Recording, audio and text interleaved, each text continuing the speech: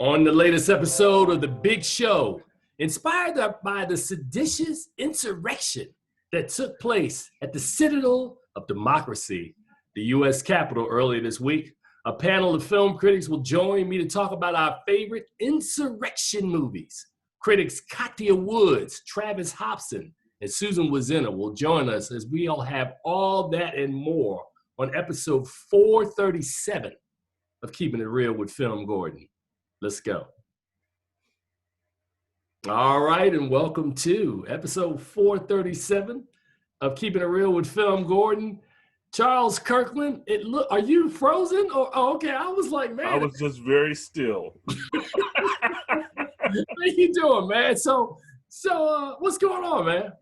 Well, we're taping in the middle of NFL playoffs, and I'm watching a little bit of NFL at the same time as now I'm not because I'm doing this, but it was really cool to see the new clips for Clarice and the new Equalizer Queen Latifah show as you know, as CBS dropping them in as we're doing this. Right. All right, well, first of all, man, this is my first new show of the new year.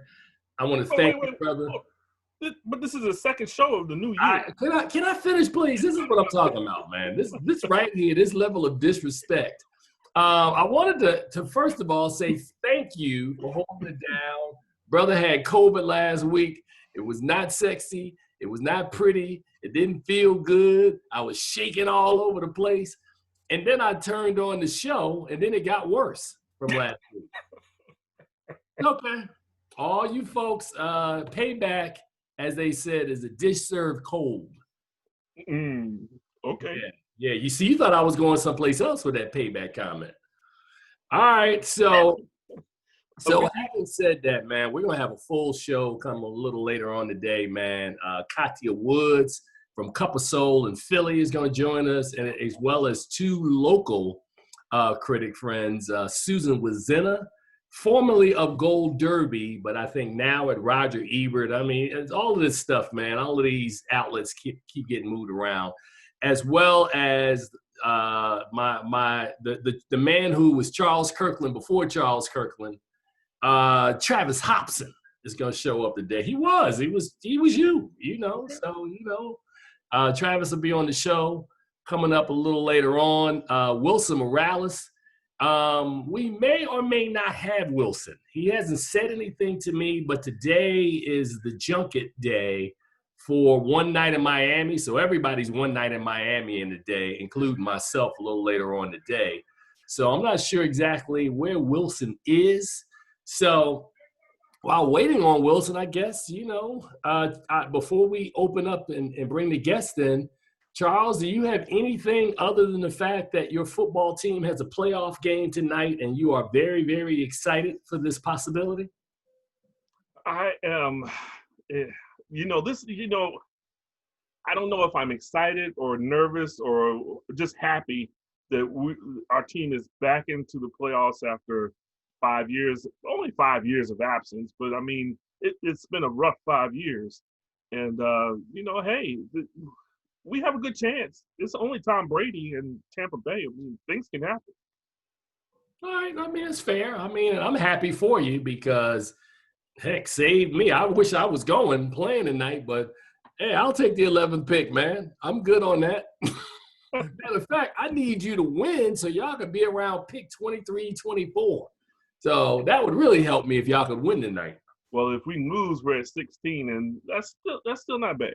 16? I thought y'all were at 19. 16. Man, all right, whatever, man. All right, so I think Wilson is kind of scared to come back to the show. Hey, I still got my crutch back here. Yeah, Wilson, after all that smack he talked about you last week, and now he has the nerve not to show up this week. What's going on with that? I mean, I know where Wilson is, man. And unlike Wilson, this is a new year. I'm trying to be because I don't make resolutions, but I will say that I try to work on the sharp edges of my personality. So for 2021, I'm going to be a kinder, gentler Tim Gordon. At least that's my goal at the beginning of the year now. But between the middle of this show, all bets can be off. So I'm just saying. So without any further ado, let us now introduce you to the panel, which will come and help us talk about today's subject, which are our insurrection movies. And last but not least, okay, so I see all these names clicking in. All righty. There is Travis Hopson. Hey. First face on the screen. Uh-oh, there she is. Kathia Woods. I was on the camera 1 second. I'm going to turn on my other light. Look at this. Look at this. Okay, well, that's cool. All right, that's how it starts. And Wloszcyna. Look at this. Where is Wloszcyna at? And why is Wloszcyna hiding behind her name? I don't know. How will I make it show up? Susan's not turning on her video. That's on the camera. Where is it? Button. In the bottom. In the bottom. Oh, share screen? No, you don't want to share screen. You want to go to start video. Yeah. There I am. There she is. Alrighty. And it figures that the black dude would actually be the stereotype today. He would be CP time. It is none other than Wilson Morales, the other apologist. Yeah. Why do you invite Wilson anywhere? I invite Wilson because Wilson is the latest dude on the block. Hi, Wilson. How are you? I'm all good. What's up, man? Why do you look like you're in a circus? He's on time. He's on just time. joined the circus. I tell you like what, you're in a tent. Wilson's on time for drinks, though. Man, let me tell you something. This group of six right here makes me smile, right? You got hater Travis over there just always just grouchy. You got and his Funko you got the #1 draft museum. Look, you got Wloszcyna at the bottom of the screen who acts like she can't even turn hers on. I'm the #1 draft pick. Travis is like a 5th round pick. Oh, Wilson, you wish. You wish that was the case. Wilson Morales, can I ask you a question, you man? don't even want to go there. Can you do something with the pick? A little bit more. Well, help me. We go through this every. You don't want it to look like we're looking up Wilson's nose. I mean, that's the way he had it. So Kathia is actually doing her real cup of soul. She's sitting over there just sipping away. Did anybody watch Malcolm and Marie last night? Sir, stop. Last time I checked, this called Keeping It Real with FilmGordon. Don't be getting on here. This ain't happy hour. You're like, hey, you saw the movie last night? What's up? All right, everybody. So how are you? Welcome to Keeping It Real with FilmGordon. This is episode 437. It is entitled Insurrection Movies. We will get to that momentarily, but first of all, I wanted to thank all of you guys for accepting my invitation. Travis Hopson, who I don't think you've been on the show in like 2 years. I don't understand. Yeah. You know what? That's very interesting that you say that I have not been on this show in so long. When I'm the only one who gets any ratings on this show, and you haven't brought me on here in ages, and all because I may have not been able to do the show like once in like 5 years. Kathia, please disregard any hateful shade-filled comments you might hear. Just blew me off. I didn't do the show one time, man. You got big. I heard there was a Joe Blow insurrection. You were doing videos on the weekends. I'm like, okay, I'll wait. I do videos for Joe Blow as well. That is just helping out my friends over there, you know. Right. Yeah, I mean, those are our Canadian friends who we may need. I'm saying, I know. I'm trying to stay on their good side. I'm trying to stay on their good side in case I need to move. Exactly. We got to get across that border. I got a question. Oh, exactly. Susan, I invited both Jason Fraley and Chris Bumbrave from Joe Blow on this weekend. And ironically, they were both doing the same thing. They were hiking. What is this hiking thing that the whites do? I don't understand. I'm not one of those. So I'm just checking. To be fair, I'm a hiker too, so it's. You know what? They're going to survive this pandemic. They're out there. We gotta keep it moving away from the people. Wait a minute, stop. Excuse me, Kathia. I want to address that. What do you mean you're a hiker too, Travis? I love to hike. Hikers are tiny, small people. That's not true at all. It's not true. No, that's not true. You gotta be a rugged type to get out there, man. That's why you ain't ever out there. You can't. Wow. See, I started off saying that this is a new year and I was gonna be a kinder, gentler guy. Wloszcyna got us looking up his nose. I'm here to mess that up. There ain't gonna be none of that for this episode. I'm sorry. You do that next week. All right. Okay, so let's get started, man. Earlier this week, I'm not going to rehash what we all watched because everybody. Yeah, what's this insurrection topic about? Where'd that come from? What happened earlier this week? That's where this topic came from. I know. But I'm just saying. So before we get started, man. I know Travis is really a political junkie because from time to time I will make the misfortunate kind of comment, and Travis will comment on it, and I'm like, I didn't say anything. But Travis, talk to me a little bit about the kind of intersection between what we watched this week and some of the films that we've seen made about subjects such as this over time. Yeah, it's interesting that during this week when we had this insurrection, this coup attempt. The first, if I'm honest, the first movie that popped in my head, and I'll be really honest with you, I didn't think about movies pretty much that entire day for obvious reasons. I mean, there's a coup going on up the block, so it's kind of like, do I really want to be dealing with movies right now?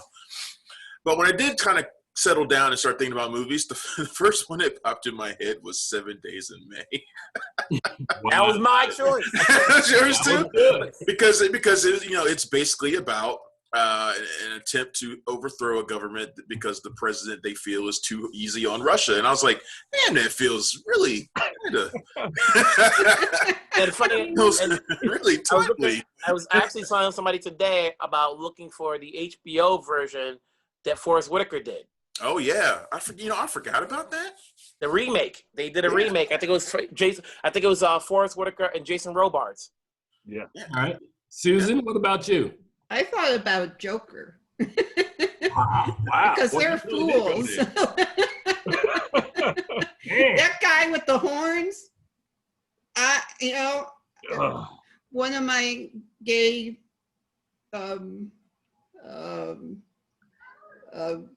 Facebook friends said, "Don't you dare call him hot." It was like a good observation. But yeah, I mean, this is like a stupid coup, but unfortunately very dangerous too. But it's just these people, I don't understand it at all, what they get out of it other than maybe jail time, hopefully. But, it's not, he doesn't care about them. He says he loves them. I don't even know what that means. Well, it's a special kind of love that only he understands. Right. It's love it's the kind of love that a master might have for their servant. Not even. Not even that. Not even. So you were speaking about Horns, as I like to call him, aka Jacob Anthony Chansley, aka Jake Angeli, a prominent QAnon supporter. And when he was asked during his arrest, why did he come to DC? He said, because the president asked us to. So now he gets to stay in a federal vacation, thanks to the president, who is not going to pay for his legal fees. And mind you, when he said in his speech, march up to the Capitol, I'll come with you. He went back to the White House. He was coming. He got in a car and went right back to Pennsylvania Avenue and watched it live and direct. So that tells you all you need to know. Also, if you wear, this is just me, right? And I've done a couple of protests. Most of us don't wear horns and have our shirt off for protests. Well, you know what it looked like? It looked like a scene out of The Purge. Yeah, all these people are dressed up, and these are the Purge movies are about as close to insurrection movies as we get nowadays too. But it looked like people dressed up and out to kill, out to enact violence that they didn't think they were going to be responsible for. And that's exactly what it looked like. It looked like something out of The Purge, some of those scenes, and from inside the Capitol. It was insane to watch that. And similar to what we're going through with the pandemic right now, we're going to see a lot of movies based on that one day. They're becoming real soon. And we're going to see them in all different types. We're going to see movies about a heist pulled off in the middle of the insurrection, or we're going to see a love story in the middle of the insurrection, and we're going to see all sorts of stuff. But we're going to see it because this is one of those moments that is going to, obviously, it's going to go down in history as one of the darkest days in this country's history. And Hollywood is going to jump on it, and they're going to jump on it soon. I expect to see right now. I expect to see some news about it very soon, that a movie's being in development about the insurrection. Rob Butler's like, Olympus has fallen too. Yeah, exactly. The funniest thing about it is that this thing was so well documented by their own knuckleheads. Everywhere you look, there's pictures and videos and everything. It's not hard to assume you can just put together a collage and make a documentary just out of everything that's already out there. So are we sure that a documentarian wasn't in the crowd somewhere, probably documenting footage to make a movie? And then tomorrow already has one queued up. They're doing it with host Wolf Blitzer, the insurrection. It's like you said, this is like, reminds me of, like, I covered hip hop before I started covering film. We talk about these rappers that telling themselves this is the same thing. The difference is they're trying to sell music. These folks are just out there. There's no end goal. You know what I mean? They're not doing it for financial gains. They're not doing it for even notoriety. They're just out there like lost sheep. And I think we also have to discuss the fact that this is a cult. This is a cult. When somebody tells you to do something and you don't question it, it's a cult. These QAnon followers that are leaving their homes to rescue children from pizza places, that there are no children. This is like, remember in the 70s when they had all these cults and you had to deprogram people? We have to deprogram a whole population of people that have lost touch with reality. And until we get a grasp on it, like where we start separating these folks and putting them in padded rooms and saying what you believe is not the reality, this is going to continue. What we just saw was part one. They're planning another one on the 17th. Let's hope Capitol Police, DHS, and all these other folks are going to be prepared on like Wednesday. Well, here's a question. Do we think Hollywood has a role in that? Has a role in this? I was getting ready to jump on that, Travis. In this deprogramming of, because we're talking about 74 million people who voted for Trump a second time, which is insane to think about. 74 million voted for him the second time around, even more than the first time. So we're talking about maybe out of that, 10% of them are absolutely Looney Tunes willing to jump out there and commit violence. And I'm being generous there. That's a lot of people to have to deprogram. Hollywood is pretty good at being able to create a message that can resonate. Do we think Hollywood plays a role in being able to do that? Normally, I would say yes, but I think that this group of people are so anti-press in Hollywood that I don't think the message would even reach them if they were to produce something. What if they put Kevin Sorbo in it? Oh, maybe. Or Dean Cain. That's the only job these guys are going to get anyway, so you might as well hire them. Well, they drank Kool-Aid already, all the way through, and it's going to take a minute, once Trump is out, for them to come back to earth, and because at the end of the day, it's like I think about when Sarah Palin, after she lost, she still had a good run of people wanting her to speak for at least 2 years before it fizzled out. So at the end of the day, Trump ain't going away right now. Maybe his voices through Twitter and all these social medias, it's going to take a while for all those who really were gung-ho for him to kind of like, okay, let's get back to reality. At the end of the day, COVID, jobs, all that stuff, he's not going to be talking like what needs to happen. We'll see. We'll see how things change days after the inauguration. We have to see what happens once he's out. Not having a microphone to do it from is going to be a big part of that. If he can't use social media the way he has been, that's going to be a big part of it. He will definitely not be. But I was going to say, back to Travis's point, when you talk about You guys were talking about there's going to be a whole bunch of movies made. Hollywood is always in a perpetual state of films that have been made about topics, and then we update them when they're new, when we have newer information or newer incidents. Suze, I'll start with you. The deprogramming, I guess that's a part of whatever message, whichever producer comes up with whatever story. But when we talk about a role that Hollywood has, I think I'm not even looking at this much as Hollywood being at fault for a thing like this. I'm thinking about this looking at it from a particular person, because, you know, there are enough historians on this show who know that the Capitol hadn't been breached since 1814. We've never had a situation where we've had any sitting president encouraging folks to go and attack the Citadel of Democracy. Go on down there, go see those people. It's just nuts. So when we talk about a role that Hollywood has in something like that, Susan, and again, this is my show, so you just have all the comments you want. If nobody agrees with your comment, they will shout you down and let you know.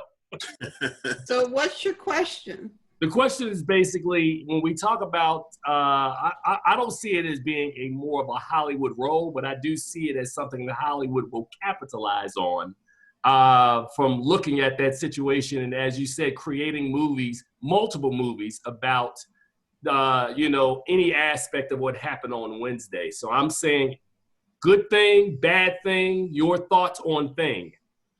Well, I mean, through the years, I'm older than most of you guys probably, but they had protest movies back in the day, but there were thoughtful ones. I mean, they weren't people trying to destroy things. They were trying to somehow get their rights, right? And these people think somehow they're aggrieved about white people suddenly not being the majority, which is fine with me, but it's not fine with them, because somehow they think somebody's taking something away from them where it's not true. I mean, they're living in an unreality in their heads. Somehow they feel threatened, and they're not being threatened. They're being just selfish because they don't want other people who aren't like them to get ahead. I have no clue why they think that, because it's everybody's country, and that's why we're here in America, to get ahead. But he just unleashed this ugliness that was always there, but it blew up. I mean, over his 4 years, it's just so ugly now, and it's embarrassing. And I don't know how Hollywood can make it into something that can top what we saw this week. I mean, I don't want anyone, you could do a documentary on that or look behind the scenes, but I don't want to see a more fictionalized thing, like one person, the horn guy is a character, or the other idiots that we saw over and over again. I don't know what you do with that, but you got to take that feeling and make it something beyond that. And I don't know if I want to necessarily see that movie unless it's done in a way differently. Some filmmaker, I don't know who would take it on. But there's a lot of, movies right now that already are plugged in to what has been going on all this time, not necessarily something I guess we should have seen this coming, but it's like, never did I think it would be so crazy. I mean, you could see on the faces of the people trying to barge in there, they were like kind of surprised it was so easy, I think we were, but they were even like, oh, we can just walk in and put our drinks down and have a cigarette. I'm like, what the hell? We know why it was so easy for them. I know. I'm gonna let any random black person on this call, Kathia, I'm gonna let you go ahead on and light the fuse. I'm just saying, My sister lives in DC. The first thing I did was text her and be like, I sincerely hope your butt is in the house. Like, and my sister is in her 30s. And she's like, yes, I'm working from home. I've only gone out with the dog. My sister worked for the Obama administration, actually. You know, she worked for the director of the EPA. She was with her in New Jersey, and then she moved her entire team to DC. And what I need us to understand, because this is another misconception, we think these folks are uneducated, low income, disgruntled white people who feel like Black people are getting ahead because of affirmative action, welfare, you name it. That's not who these people are just. There were elected officials, a gentleman from West Virginia, attorneys working for prominent firms, and the list goes on and on. These are not just your uneducated Appalachian white people. No, this is what Susan said. This is about protecting whiteness. This is about the fear. That's why this whole shtick of Trump's works so well for him with these folks. We got to build a wall, even though we saw a wall doesn't really work because they all climbed over it. But the point is, that is what they're in common. They don't even like each other that much, but they're on the same page when it is white people versus them. And we are them. We are the people, whether you are Black, brown, gay, you're not Christian. That's the other thing, is at least not their type of Christian. And, or if you are a white person that dares to say to them at the Thanksgiving table, you're a racist, you're against your people. Like, I've even had members of my family that voted for Trump. And I'm just like, you know, like, my husband is the calmest person in the world, lost his crapper when, because and you know what I mean? Like, this person got kicked out of the family chat and blocked because that's how bad it got within my in-laws, because they were like, we grew up in the same house. Our family comes from the South. Our parents grew up in Jim Crow. What are you doing? You know? So it's really like, that's why I said it's a cult. You know, it's Scientology on steroids. So I don't know if a film will do it. I think you have to separate these folks, maybe 5 at a time. And it might take a minute, but you need to deprogram them. It's almost like you have to sit them in front of a television and constantly play normalcy until it seeps into the brain. Because as long as you have somebody like Trump, and it's not just Trump, it's Ted Cruz, it's the other crazy guy from Ohio, who, by the way, used this as a means to raise money for his presidential campaign. They all know it's a shtick that works because these people believe everything that they say. So until we understand that this is an ideology, we're going to be right back here. I'm not even going to say 4 years from now, 2 years from now, when you know, new congressional people, we have somebody who believes in QAnon in Congress, somebody who took a picture celebrating Adolf Hitler in Congress. So it's an ideology. That's what I'm saying. We need to kill the ideology. Wilson Morales. Go ahead, Wilson. You know, it's always interesting to see, you know, how we're going to work this place. Obviously, as every day goes by onto the inauguration, there's some producer out there playing, trying to see, you know, how this is going to develop. All of a sudden, I never get the house phone ringing. 1 second. Travis, go ahead, man. So good, and now he's left. Yeah, you know what? I don't need to say a word. I don't need. This is going to have a 20 episode thing for PBS probably on this, using a lot of this footage. Don't be surprised. I'm still stuck on Wilson's old house phone that he's still got in there. Yeah, right. Hey, anyway, you know, so we're gonna see how this thing plays out. Obviously, there's a lot of groups out there, and it's almost, somebody said this is like, you know, like when Trump said, "Oh, come on down there." You saw all the different groups that were down there. Someone said this is like the Arkham Asylum, where everybody's let loose and they're all going down there. They even compared it to that, you know, and. Like I said before, we don't know what's going to happen until, you know, so it's over and you see what Trump is going to do next. Because to silence him is dangerous because we don't know what he's planning. He's still got money. There's still 74 million people out there that voted for him. You know what I'm saying? So it's sort of like that's like that whole saying, you gotta keep your enemies close and so forth. You know, you don't want to silence them because then you don't know what's coming. It's funny. I picture Trump as like his ultimate end game is like Bane holding Gotham City, like, you know, like just standing there in the middle of a football field, you know. But it's Good interesting. analogy. I like that. But it's interesting that you know, taking it back to Hollywood a little bit, we're in this time where even our movies are more fragmented than ever politically. Like, we have very clear conservative studios, conservative producers making movies with a conservative bent, like this Run, Hide, Fight movie that's out now about school shootings, which is from a conservative angle. You know, we see these movies that are out there now, right now. It didn't used to be that way. I could watch a John Boyd movie and not think about his politics, you know, back in the day. I can't do that now. You can't do that. They make movies, and then people like him and Kevin Sorbo and all these people, they make movies for conservatives with a conservative angle, and they gear them towards conservatives.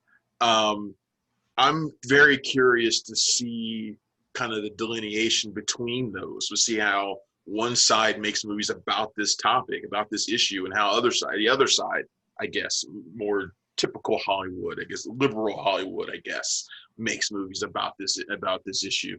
And I think it's going to say a lot to see how those movies do and the kind of reaction they get. But that's what we're going to see. We're going to see both sides fighting to claim the Hollywood territory, the cinematic territory, so to speak. And that's going to be very interesting to see play out in the next couple of years, I think. Well, I'm looking forward to. I think you're going to get the independent films and you're going to get the big action films. But so long as we have the pandemic, you're going to get the independent films. Once the pandemic hopefully ceases to exist, then you're going to get, you know, if it's quicker than later, then you're going to get the bigger films, you know, which we're already getting. You know, the Olympus has fallen, the White House downs, and all of that stuff. You know, now they're going to add this angle into it to have the better sell. You know, like you said, Tara, you know, you're going to have the love stories that come out of this, the political stories that come out of this. Where were you when it happened? You know, all these stories. And I think, you know, you're going to, like, you know, right now you can probably plan it, you know, because nobody's doing anything with a large crowd. But in order to be more effective, you're going to need a lot of people, which means you're going to need some studio to put up the money and put up the insurance money for the amount of people you need behind you, the extras, you know, for all this stuff to carry out. So, you know, well, you know, like I said, everybody takes advantage of what happens in real world, and it's a matter of like who's going to be first and who's going to be more effective with the story that you're trying to sell, and from what perspective. You know, are you going to get the Fox perspective, or are you going to get the Democratic perspective? You know, to which liking?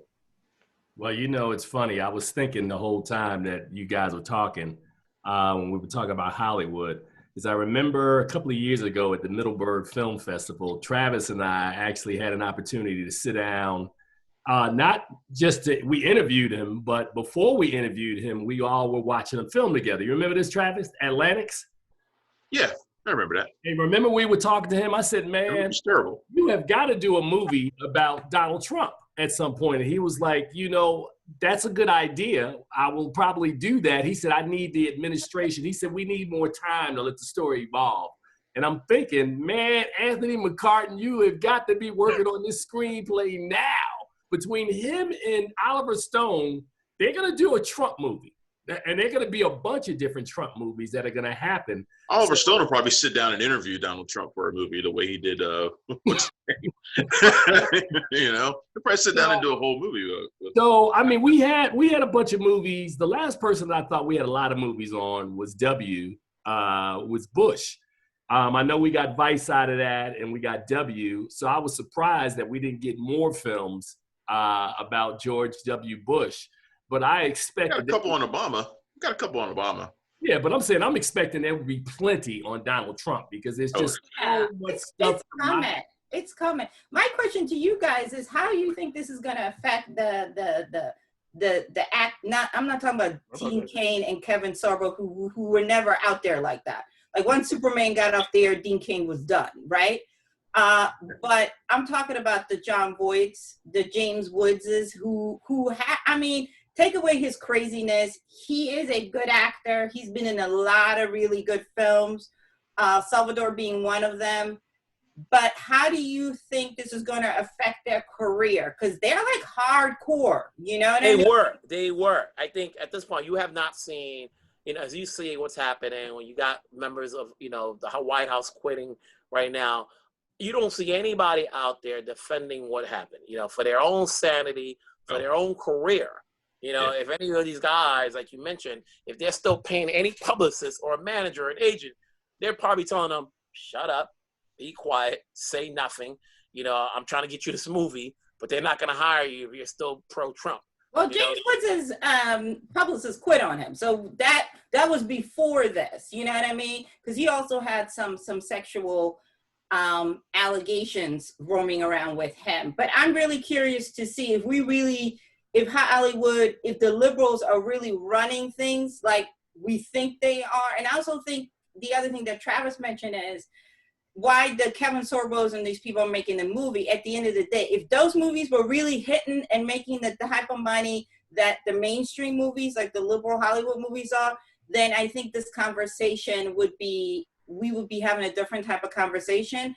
Do they have an audience? Yes, but they're not like top 20, top 10. Nobody's rushing out to see a movie that Kevin Sorbo is attached to, even like John Voight, who is unless you're lucky enough to get one of those faith-based movies that hits like a Fireproof or something like that captures not just a conservative audience but manages to cross over a little bit. And every year or two you get one that does that hits on a much bigger level and it appeals to more than just conservatives. And they never have like big stars in them. They always have like what's interesting is that Sorbo level stars in them, and they still manage to hit. And then we're old enough. We're all old enough that I'm saying Kevin Sorbo. I haven't heard that name in a minute.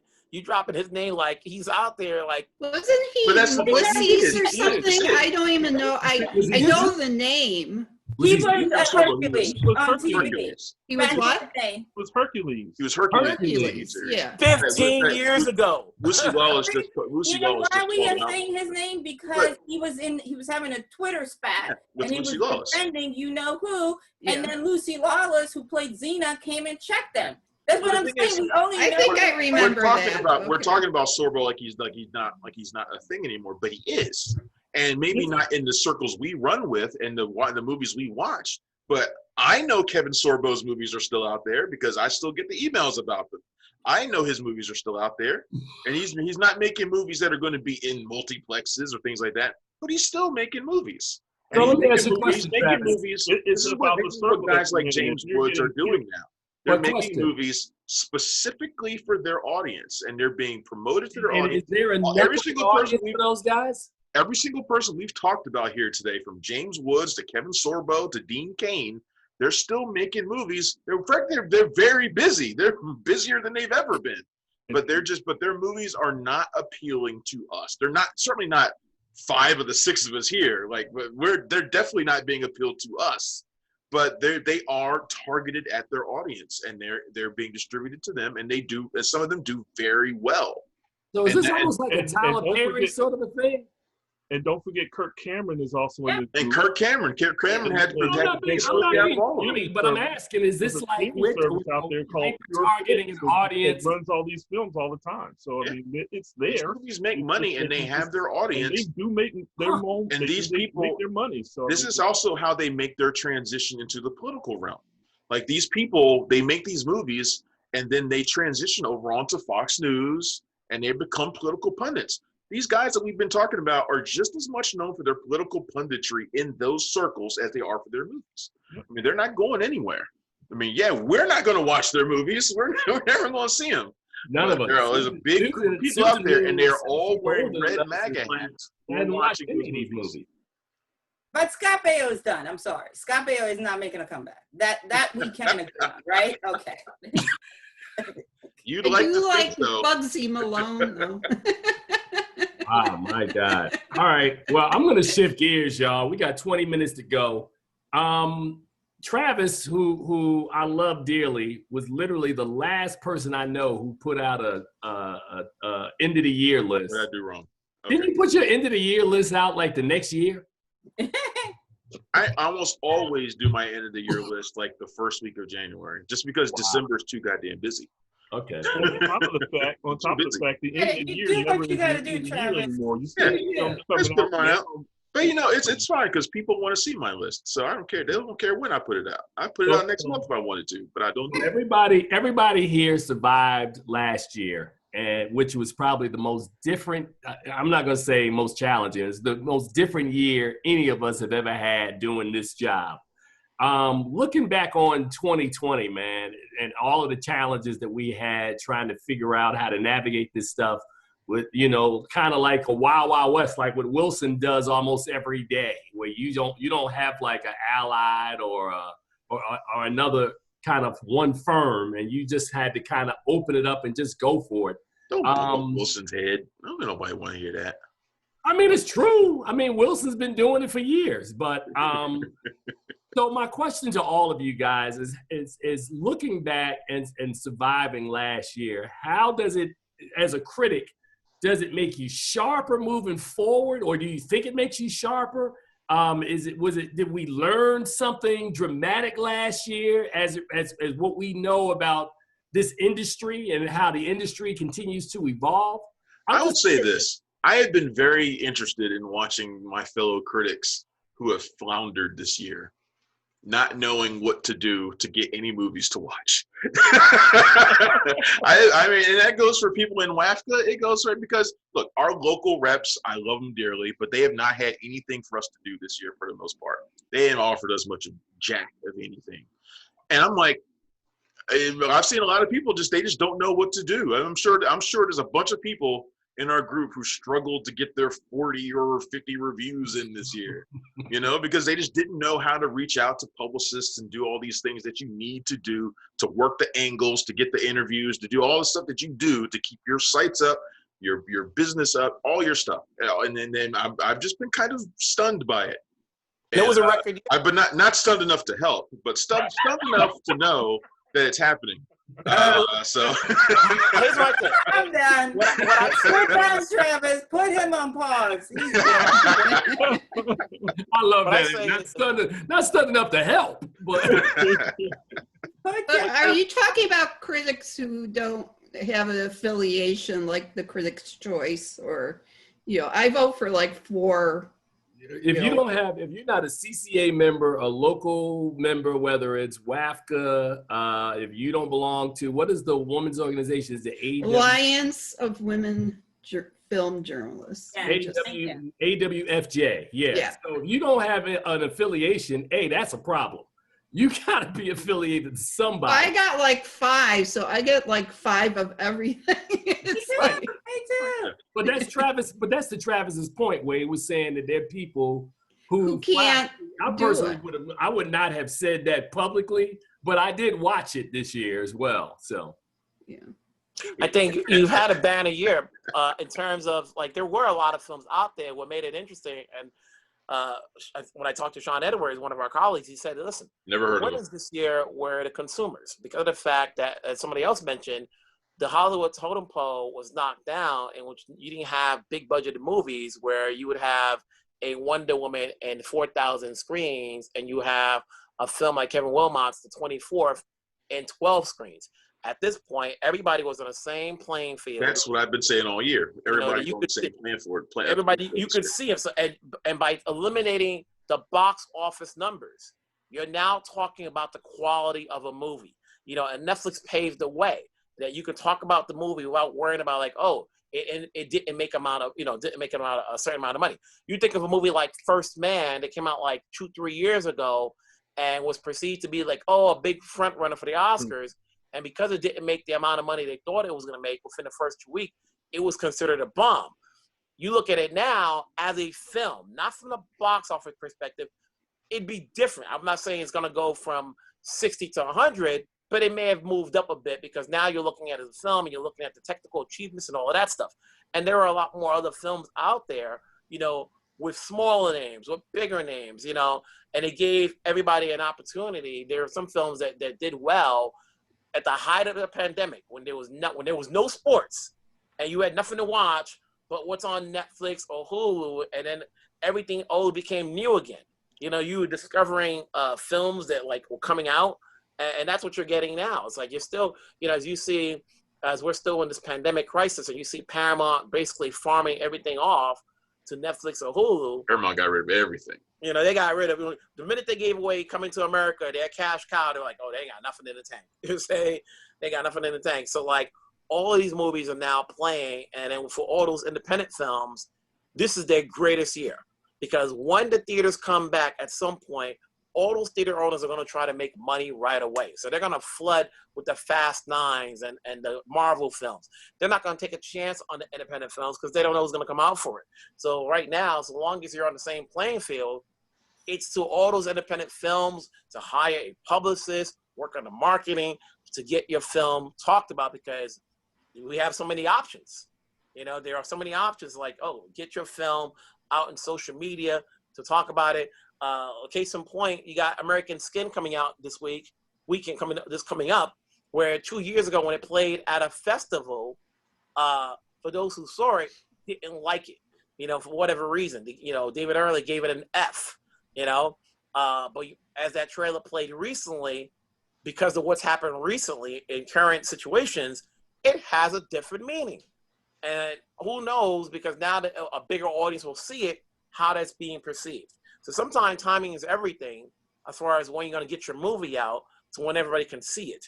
You know, so I think the movies are out there for all those who are like, oh, I don't know what to do. It's like you said, you know, find out who your rep is, you know, or look online to see, okay, if you are any sort of critic, you know, legitimate one, you know, you call up a colleague and was like, okay, who's working on this? You know, who do I talk to? You know, put out a word through either social media, like I'm a critic.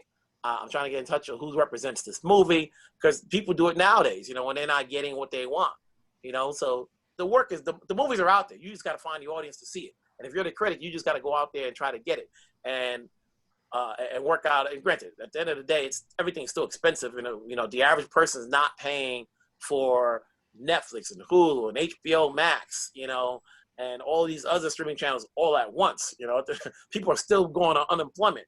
That $7.99 a month will hurt at some point. I mean, I will say this. This has been probably one of my most successful years. As far as traffic to my site, my YouTube channel, all of those things. I have flourished. You're taking advantage of the pandemic. And also, this has been an amazing year for female creatives, for Black films. The thing that I have been begging for us to get some variety. We have had global exposure to Black film. I always say, I'm not a person born in this country. My Black experience is not like a North American Black experience. It's a South American Black experience, right? And Black people are global, and we're getting stories from other parts of the world where Black people are saying, this is what we're going through and this is who we are. And it's a beautiful thing to see, because it should be that way. We're not monolithic. Same thing with women. We're getting women telling stories from a woman's point of view. My favorite film of the year was Miss Juneteenth, hands down. I saw it at Sundance. I've seen it multiple times. It's still my #1 film. What a beautiful film about motherhood, about small town, you know, Black towns. You know, some of us have relatives that grew up in towns like this, and being able to tell those experiences. So for me, I've always centered my work about uplifting movies like that, because nothing against Wonder Woman, but I don't feel as though they need me to push it as hard as a Miss Juneteenth, because they are Warner Brothers and they have all of that. The other thing is, I said this today, there's a disease in our community where you have journalists, movie historians, movie lovers, and people who do this so they can go to the movies for free and be seen. And unfortunately, we're all lumped in together, right? Because people don't know what film criticism is, because it's not like when we were younger, we knew this was a profession. It was very specific, right? You had to have knowledge. So what's happening is the people that you're referring to, Travis, aren't film historians, film critics, people who love movies. They're people who want to be seen. And these are people doing clickbait. That's why we have, you know, like I live in the Philadelphia area, and Concrete Convoy is about Strawberry Mansion. And one of the reviews said, called Strawberry Mansion, they called it the ghetto. And I'm like, you've never been to Strawberry Mansion. You've never been to North Philadelphia. It's insulting to the people who live in that area. And also, shame to your editor that allowed you to say that about a community that you don't know anything about, that didn't check you and say, because you know, we looked at hillbilly eligibility, and we know these are poor people from the Appalachian area. We don't call them ghetto trailer park people, right? We know how to describe that community and still be respectful to that community. So there's a lot of work to be done. You know, we talk about Ma Rainey, which is August Wilson, and I'm sorry if it offends you, but he is unexplicably Black, and he wrote for Black people. The only reason more Black people don't know, because they didn't have access to the work, because most Black people don't have $200, $300 to go see a Broadway show. But those 10 plays are about Black people, are about how he views the United States as a Black man. Sorry, get over it. But it's also, I think, all of those things, and we're seeing the people that Travis is talking about that don't do any research, don't even try to listen to interviews by August Wilson to understand his perspective. They're all about being first. It's about clickbait. Look last night on Twitter, right? The premiere of the film. Everybody wants to be first. Nobody's speaking about the quality, the nuances. What was the point of entry, you know? And also, shame on people if you are a film critic and you don't know any films that had a budget below $20 million. You can't name a film that was made in 1934, 1949, Wilson. 1950, or God, I'm going to be generous and say 1970. Wilson. I didn't say 1934. Stop it, Wilson. Don't do it. Don't do it to yourself right It's now. not like that. So we got about 8 minutes to go, and Kathia has made an amazingly good point. Susan, and I'm not picking on you because you know I love you dearly, and I haven't squeezed you in about, I don't know, a year. This sounds like harassment. Stop it. It is not harassment. Susan's been my friend for years.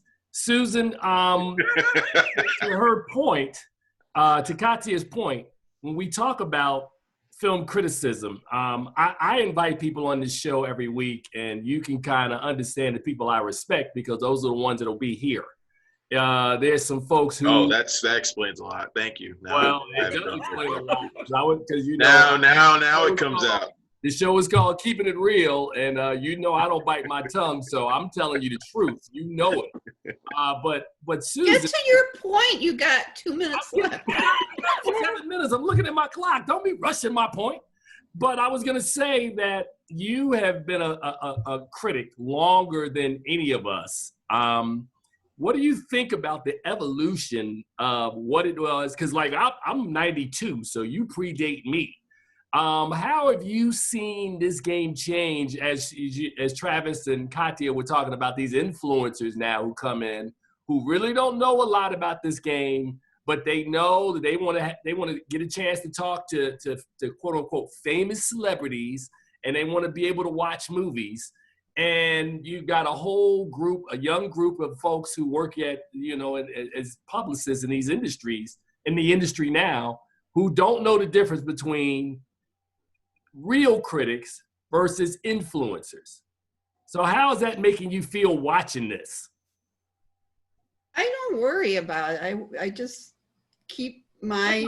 I'm talking about for the long term. Oh, for the long term. Yeah, not just. Well, the whole process of being a critic now, I mean, you're not going to the movies, right? So it's different than watching it on streaming. It's a whole different.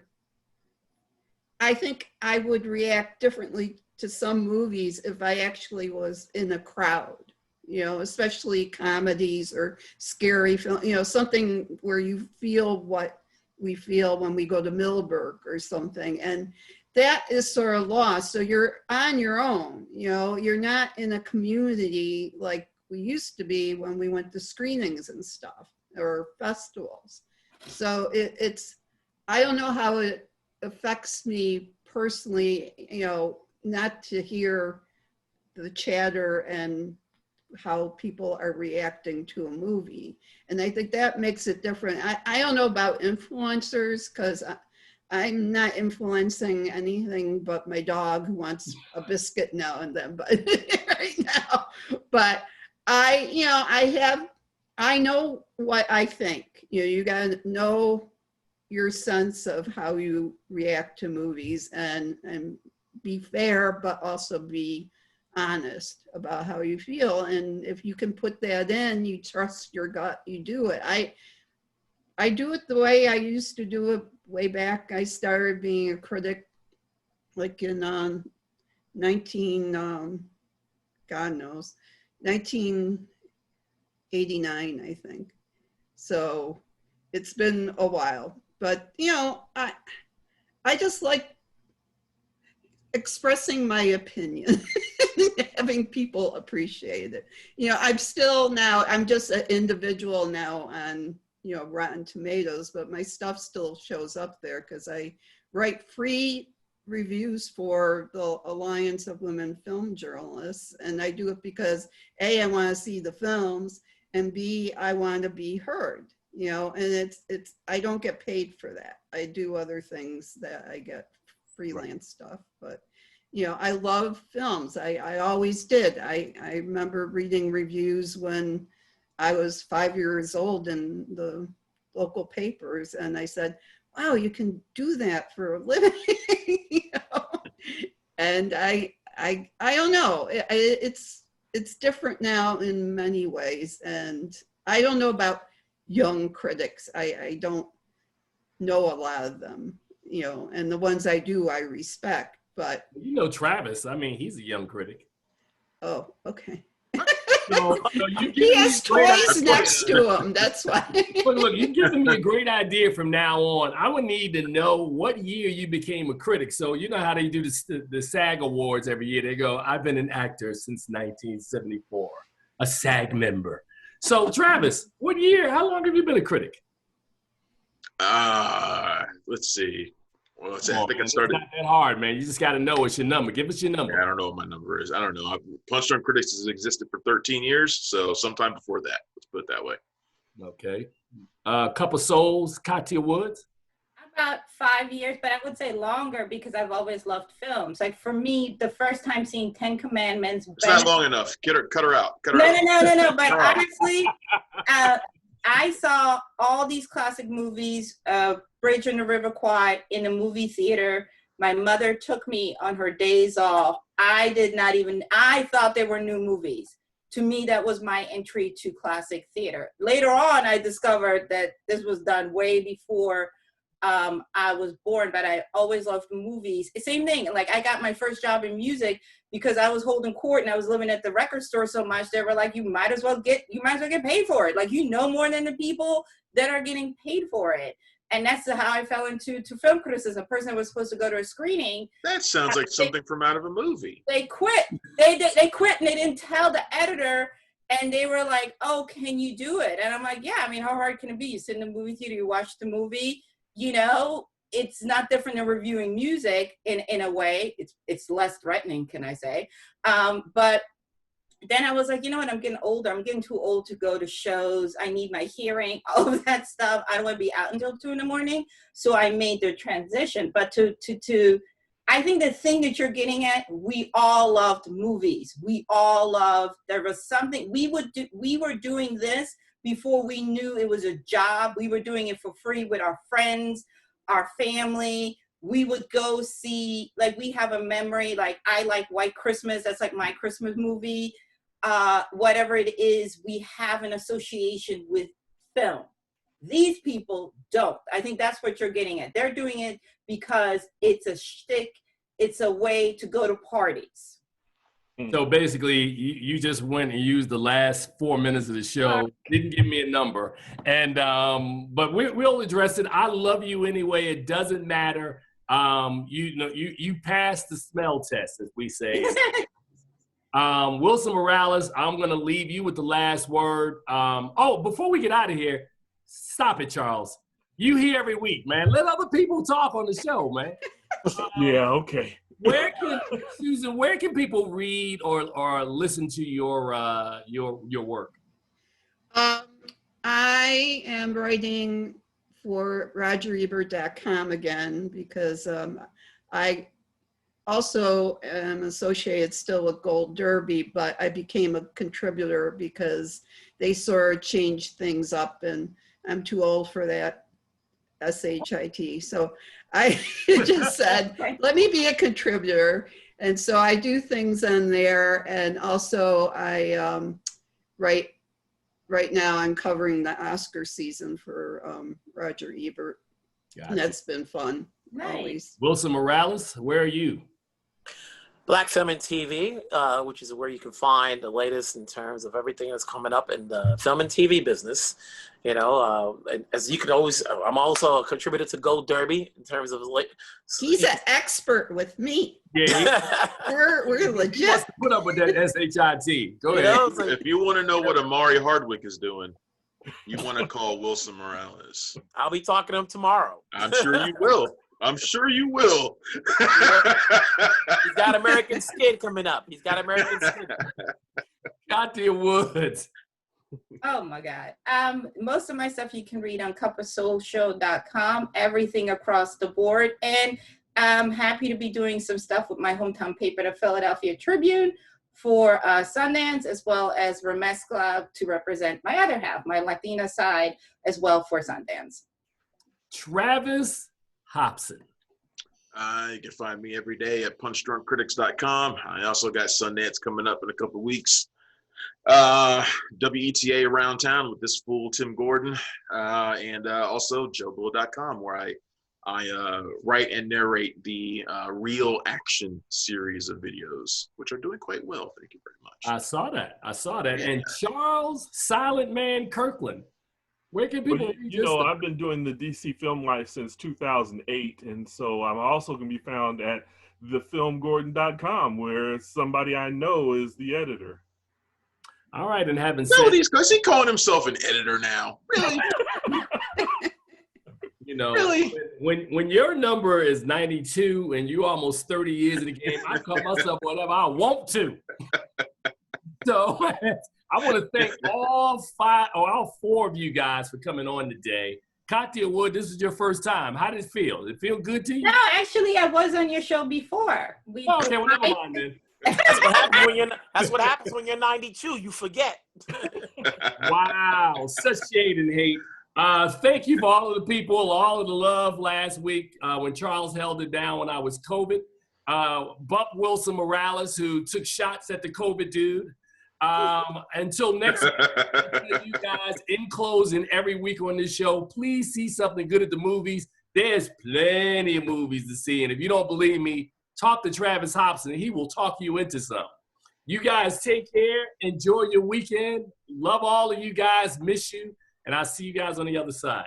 Take care. Be careful. Be safe, everybody. Please be safe. Bye.